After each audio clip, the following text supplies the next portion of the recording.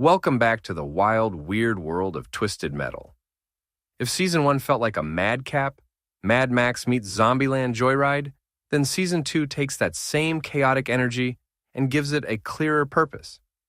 The actual Twisted Metal tournament is here, and it's every bit as brutal, bonkers, and darkly hilarious as fans hoped.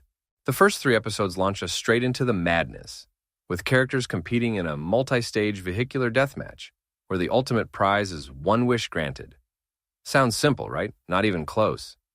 Underneath all the fire, steel, and sarcasm, there's emotional depth, character growth, and some truly inspired storytelling hiding inside the wreckage. A more focused ride with bigger stakes. Season 2 finds its footing by shifting from a road trip format to a tournament structure. Players new and returning gather at an abandoned high school turned housing facility, waiting to be sent into qualifying death rounds. It's a survival of the fittest setup, but with a twist.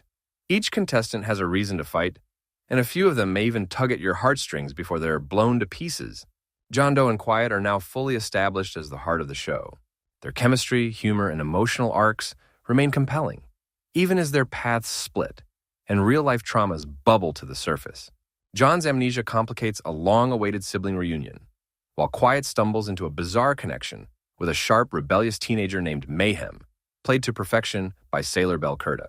Mayhem's apo baby energy adds a modern spin to the apocalypse and gives Quiet a new emotional anchor, a larger cast but still room for the core four. Season 2 expands the ensemble dramatically, introducing iconic faces from the Twisted Metal video games: Raven, Mr. Grimm, Dollface, Vermin, and Axel.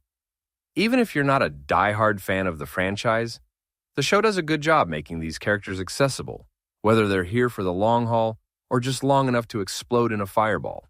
Showrunner Michael Jonathan Smith balances this larger world with sitcom-style humor.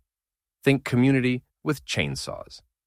Not every joke hits, but the sheer volume means at least a few land hard. From a clever Babysitter's Club bit to a hilarious cameo involving Axel's mad scientist creator, Dr. Zemu, the laughs are consistent if uneven.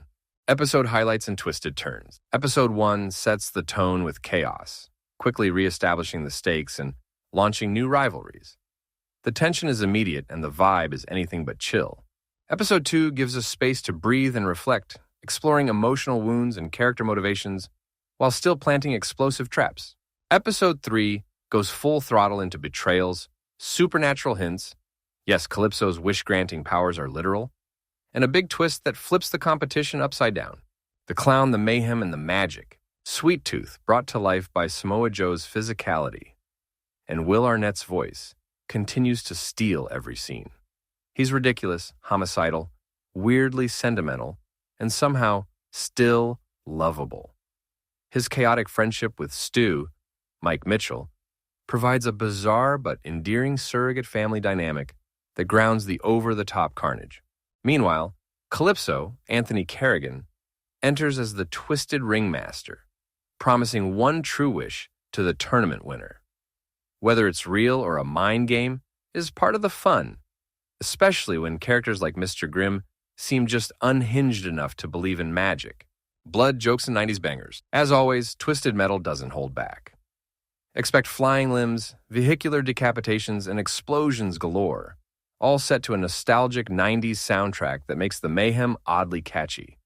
The action is still ferocious, but this time, it takes a backseat to the characters and their arcs, and that's not a bad thing. The visuals are a bit limited, lots of warehouses, parking lots, and open roads, but what the show lacks in scenery, it make